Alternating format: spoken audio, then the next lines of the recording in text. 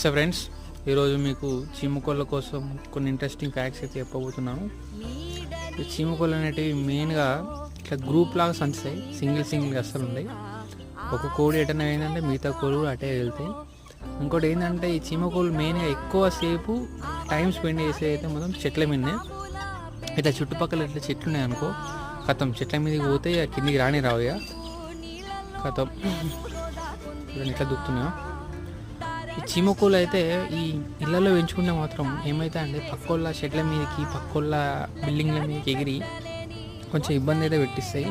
పక్కోళ్ళు అయితే మంచోళ్ళు అయితే ఏం ప్రాబ్లం లేదు, కాకపోతే వాళ్ళకి మనం పడకపోతే మాత్రం ఇబ్బంది అవుతుంది.